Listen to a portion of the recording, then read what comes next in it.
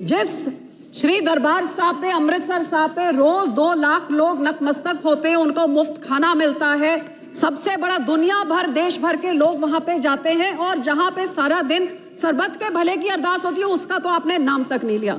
और फिर मैं नेचुरल कैलामिटीज की बात करूं तो फ्लड रिलीफ आपने राज्यों को दिया, बहुत अच्छी बात। जैसे मेरे सहयोगी ने मेरे से पहले बोला कि ये जो पानी आता है हिमाचल को आपने दिया पैकेज, तो हिमाचल का पानी पंजाब में आके पंजाब को जब डुबो देता है और तबाही मचाता है, तो पंजाब को आप क्यों भूल जाते हैं? जब पानी डैम में भर जाता है तो आप डैम खोल देते हैं और हमारा पंजाब डुबा देते हैं। जब घग्गर रिवर का लेवल ऊपर हो जाता है तो चुप चुपीते साथ के राज्यों को बचाने के लिए बंद तोड़ देते हैं और हमारे गांव को डुबा देते हैं।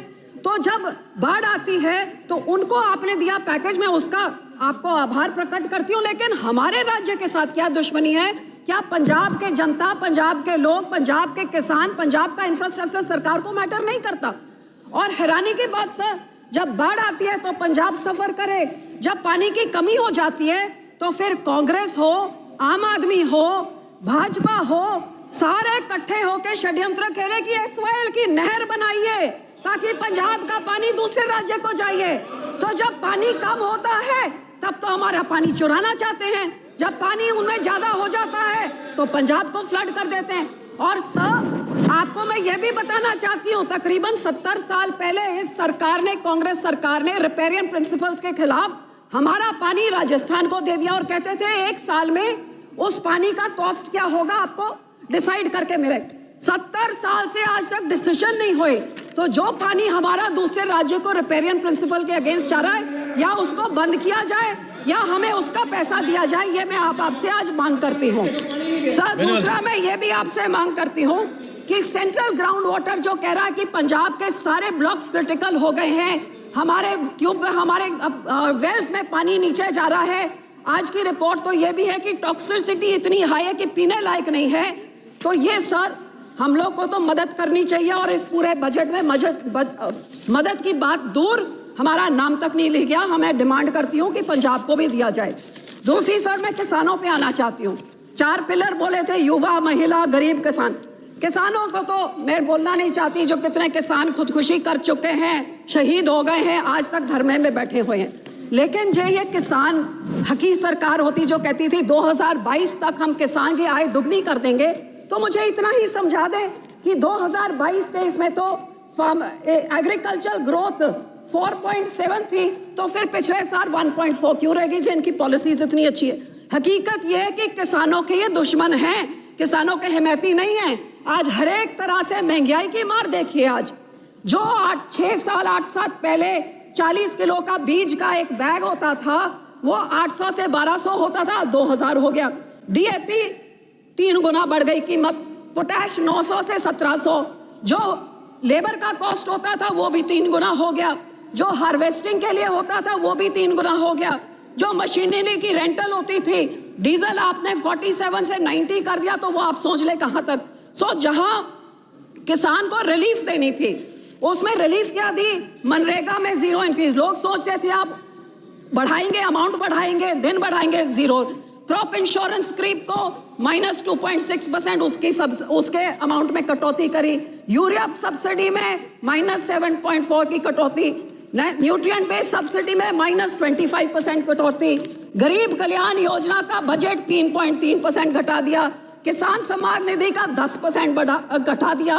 18 से 22 तक जितने फार्मर्स कवर्ड अंडर पीएम फसल बीमा योजना या सबका 8-9% उनका कट गया। और पंजाब की जब मैं बात करूं तो पंजाब की बेनिफिशियरी जो पीएम किसान निधि में थे और आवास योजना 2018 से घटते ही जा रहे हैं सर।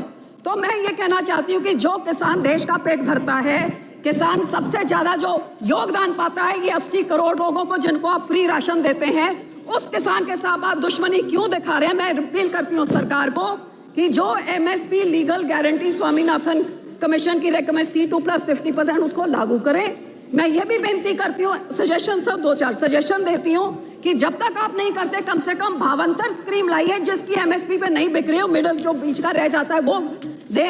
एक फार्मर फ्रेंडली क्रॉप इंश्योरेंस कोई स्कीम आप लेके आए जिससे किसानों का फायदा हो, इंश्योरेंस कंपनी का नहीं।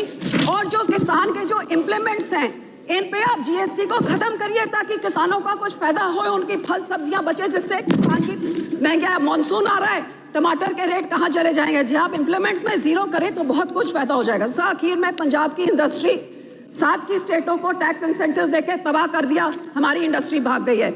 मैं सिर्फ इतनी बेनती करती हूँ कि FN साहब लुधियाने गए थे, वो मंत्री बनी बैठे हैं अब, वहाँ पे लुधियाने गए थे जहाँ पे उन्होंने MSME इंडस्ट्री को बोला था कि जो अमेंडमेंट 43B जिसमें मैंडेट किया जाता है कि 44 डेज में आप पेमेंट करिए, नहीं तो आपके जो टैक्स इंसेंटिव फोरफिट हो जाते हैं, वो इस बजट में उन्होंने नहीं किया। वो बहुत देख रही थी कि इंडस्ट्री करे। सर 2 मिनट, जो हमारी साइकिल इंडस्ट्री है, जो हमारी स्पोर्ट्स इक्विपमेंट इंडस्ट्री है, मैं आपको बेनती करती हूँ इंसेंटिव, इंटरनेशनल बॉर्डर पाकिस्तान के साथ 2019 से हमारा वाघा बॉर्डर बंद कर दिया है, बहुत नुकसान हुआ है, ये बॉर्डर खोला जाए और हमारे राज्य को कोई टैक्स इंसेंटिव्स दिए जाए, साइकिल इंडस्ट्री को, स्पोर्ट इंडस्ट्री को बॉर्डर खोल के, ताकि हमारे इधर का व्यापार बढ़े और नौकरियां भी बढ़े। आखिर में सर मैं सिर्फ आपको यही कहना चाहूंगी, ये कांग्रेस पार्टी और आम आदमी पार्टी ने 10 सालों में पंजाब के खजाने को लूट कर तबाह कर दिया है। हमारा यहाँ पे इतना ज्यादा करोड़ 3.4 लाख करोड़ का कर्जा एक छोटे से राज्य पे चढ़ गया, GSDP रेशो 49% हो गया है। तो सर आप इनको सजा देने के लिए आप RDF रोक देते हैं, हेल्थ मिशन का रोक देते हैं, पर पंजाब के लोगों का क्या कसूर है। मैं आपको बेनती करती हूँ, जो हमारा पैसा है वो पैसा आप दीजिए।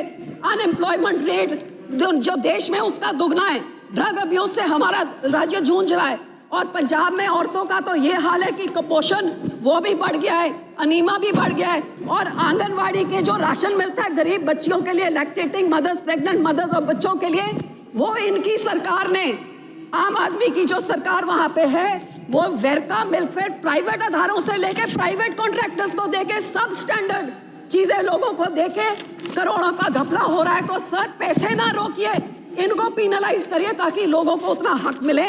और सर आखिर में मैं यही कहूंगी कि सबसे highest population 32% SC population Punjab में है सर। सबसे बड़ा ग्रैनरी को योगदान पंजाब देता है। फ्रीडम स्ट्रगल में सबसे बड़ा योगदान हमने दिया।